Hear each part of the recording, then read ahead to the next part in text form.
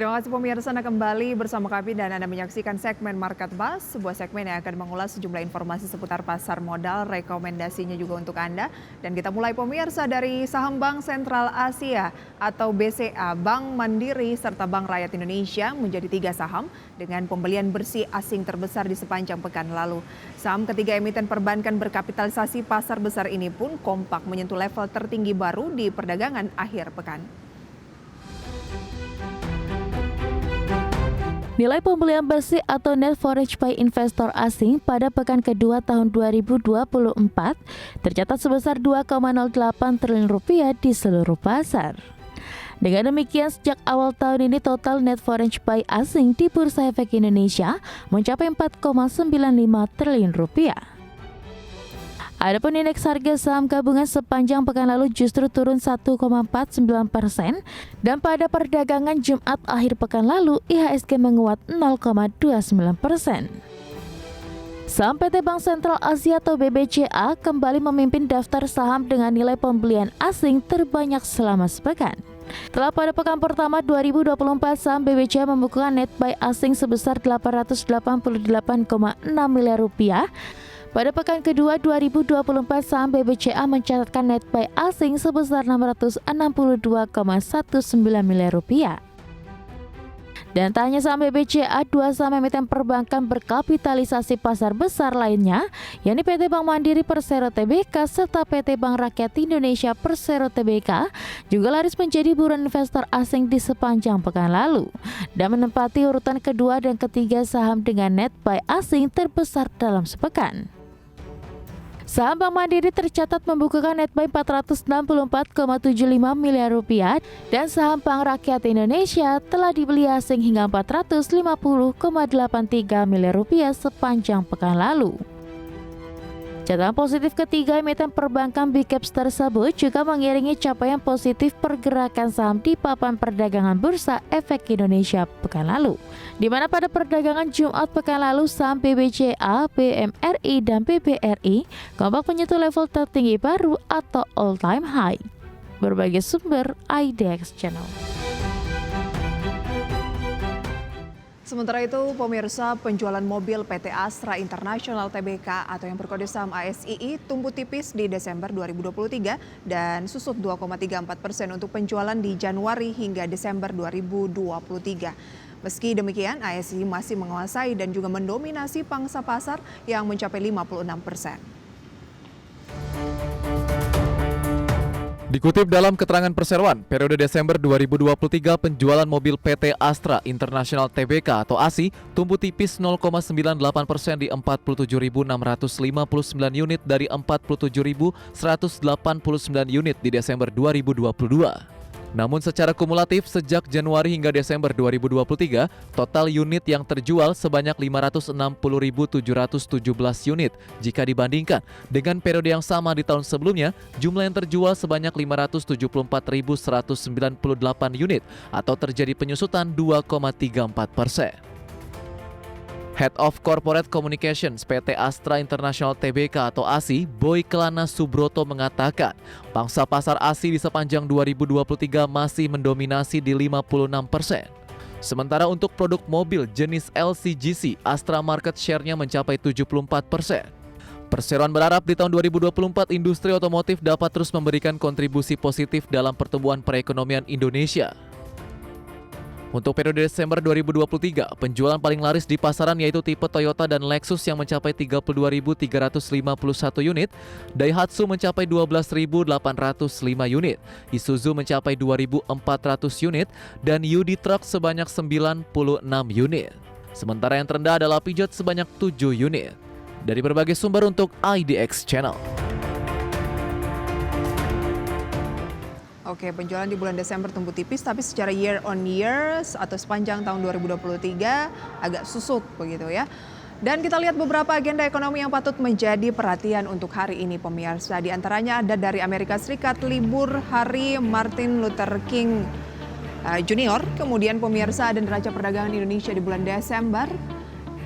Pemesanan peralatan mesin year on year dari Jepang dan PDB tahunan Jerman. Sementara itu pemirsa, dari agenda emiten, Data selengkapnya bisa Anda saksikan di mana cenderung sepi, yaitu ada SPTO melangsungkan RUPS. Kita lihat pemirsa update dari Bursa Asia pembukaan pada pagi hari ini. Data selengkapnya dapat Anda saksikan di layar televisi Anda, di mana untuk Nikkei Jepang, Kospi Korea, Straits Times Singapura, dan juga Hang Seng Hong Kong cenderung bergerak beragam atau mix, di mana Nikkei terpantau pemirsa dibuka mengalami penguatan, sementara Straits Times juga menguat, Kospi Korea juga mengalami penguatan, dan Hang Seng Hong Kong melemah. Kecenderungannya pemirsa adalah menguat begitu ya, kecuali Hang Seng yang melemah 0,35%. Ya, seperti yang tadi sudah kami informasikan bahwa perbankan Big Cap seperti BCA, Mandiri, BRI kembali menyentuh level rekor tertinggi sepanjang masa pada akhir pekan lalu. Ini yang juga akan menjadi pembahasan kita pada pagi hari ini bersama dengan Mas Raka Juniko, Research Analyst dari MNC Sekuritas. Mas Raka, selamat pagi. Halo, selamat pagi juga Mbak. Terima kasih untuk waktunya pada pagi hari ini di awal pekan.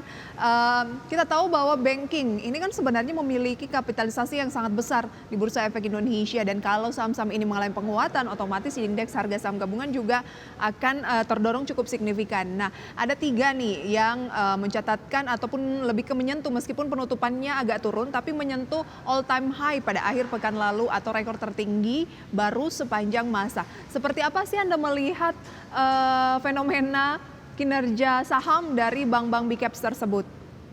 Oke, baik Mbak. Jadi kalau kita cermati memang untuk 4 big banks ini, untuk weighted-nya terhadap ISG ini cukup relatif besar ya, sekitar 15 hingga 25%, di mana hal tersebut tentunya akan turut mendorong pergerakan dari laju indeks itu sendiri.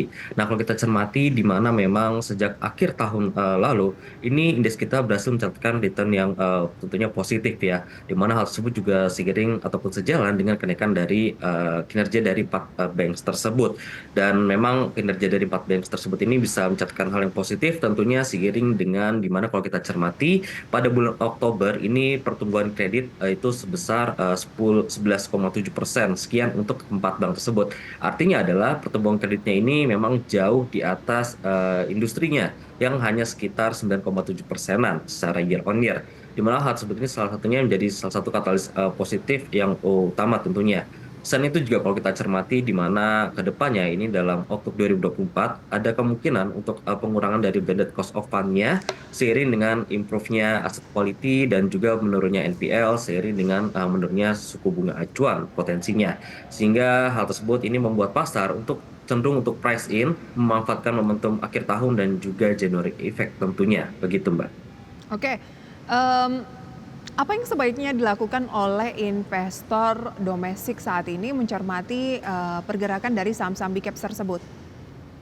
Oke, kalau kita cermati di mana memang return untuk saham-saham big banks tersebut ini juga telah menyentuh figur yang cukup tinggi juga, dan memang beberapa ada mencatatkan yang all time high-nya. Sehingga kalau kita cermati untuk investor apabila ingin chip in terhadap saham-saham big banks, ini bisa dicermati untuk mengambil entry posisi untuk buy on weakness ya. Mengingat memang harganya sudah relatif cenderung tinggi sebelumnya, dan memang untuk cenderung untuk rawan koreksi tentunya. Dimana kalau kita cermati masih banyak adanya data makroekonomi global yang bisa investor waspadai untuk minggu ini dan juga ke depannya. Begitu Mbak. Oke, kita tahu bahwa pertengahan bulan Februari mendatang adalah pemilihan presiden begitu.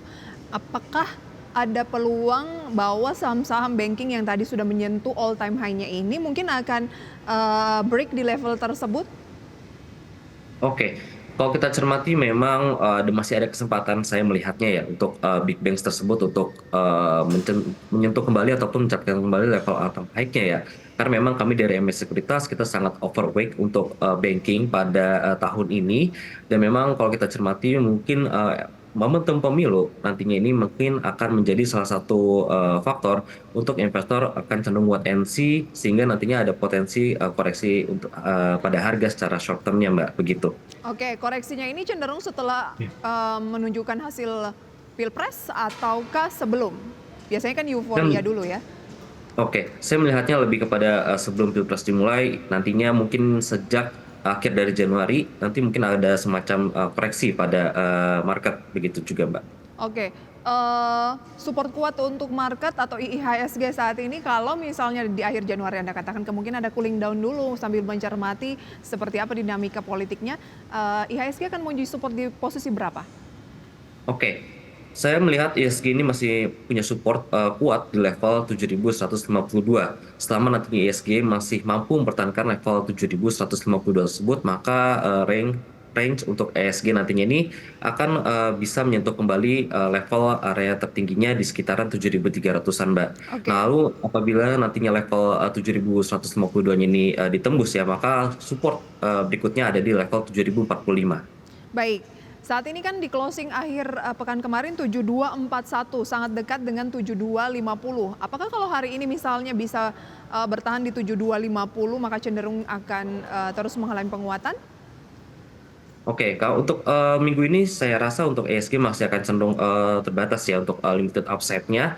Memang kalau kita cermati ada event yang cukup dipantau oleh sejumlah pasar, terutama dari Indonesia dan juga global ya, yaitu dari pertumbuhan GDP China. Sehingga saya melihatnya untuk ESG pada minggu ini akan cenderung untuk pergerakannya cenderung limited upside-nya begitu, Mbak.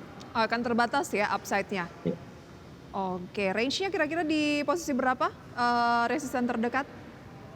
Oke, untuk ISG untuk resisten terdekat dari kami ada di level 7.300 ya, Mbak.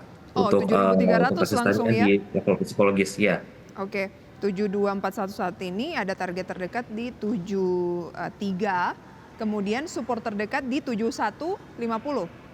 7152. 7152. Baik, dari ketiga banking tadi ada BMRI, BBCA dan juga mungkin BBRI ya yang mencoba untuk break di all time high-nya di akhir pekan lalu. Sebenarnya dari MNC Sekuritas melihat mana sih yang saat ini cukup oke dalam banyak hal misalnya merealisasikan keuntungan atau di buy on weakness?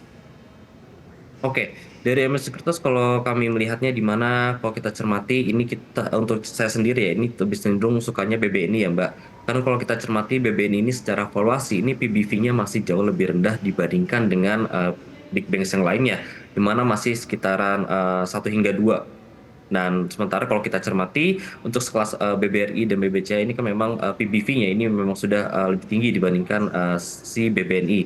Sehingga kami ataupun saya ini lebih prefer cenderungnya untuk BBNI, Mbak. BBNI, oh justru di luar yang tadi mencoba untuk rekor begitu ya. Tapi kalau Anda lihat ya BBNI Januari Desember sebenarnya banyak hari-hari di mana ini penutupannya cenderung lebih ke stagnan atau Iya. RTI-nya tuh kuning gitu. Oke. Oke, memang kalau kita cermati, ini untuk BBNI nampaknya memang masih banyak momentum yang bisa terjadi ke depannya, seiring dengan adanya improve dari aset quality-nya ya, dan juga exposure dari NPL-nya ini yang akan berkurang nantinya. Dan kalau kita cermati memang BBNI ini memang sudah banyak melakukan penguatan pada awal bulan Juli hingga pada nantinya bulan Oktober ya. Dan memang setelahnya ini mengalami koreksi dan kemungkinan market bullish lagi. Dan memang diharapkan atau ekspektasinya seiring dengan valuasi yang memang masih cenderung murah dinilai oleh pasar, ini tentunya BBNI masih berpeluang untuk kembali untuk menguat. Setidaknya kalau asalkan dia bisa menembus level psikologis di level 5.700-nya, Mbak. 5.700 itu adalah level yang akan disentuh oleh target terdekat ya dari BBNI buy di 5.700 atau justru saat ini di 56. Iya, betul, Mbak. Buy-nya di level berapa? Oke, untuk buy kalau kita bisa cermati di mana BBNI ini memang fluktuatif ya pada levelnya yang saat ini, dan untuk support terdekatnya kalau kita cermati ini ada lower di sekitar 5.550 dan Oke. ini bisa menjadi level entry yang memang paling bawah. Sementara Baik, itu bisa beli current agak price sampai 5560 ya.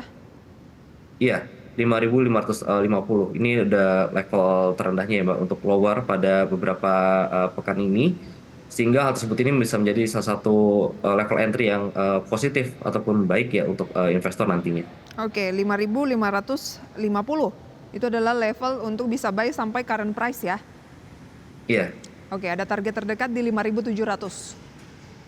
target terdekat. Kalau tercapai 5.700 bisa ke 5.750. Ini kan all time high-nya 5.750 ya.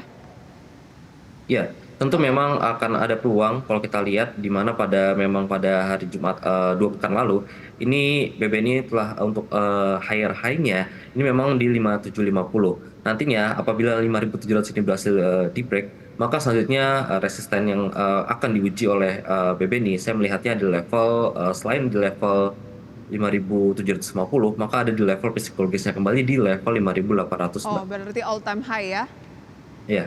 Oke, itu dia rekomendasi untuk banking pemirsa, di mana dari Mas Raka MNC Sekuritas lebih menyoroti ke BBNI ya, yang cenderung dinilai belum terlalu mengalami kenaikan yang cukup signifikan dibandingkan dengan 3 yang lainnya seperti Bank Mandiri, BCA dan juga BRI yang cenderung agak overbought saat ini. Oke, apa saja saham-saham yang direkomendasikan di awal pekan ini? Usai jeda pariwara kami akan ulas untuk Anda.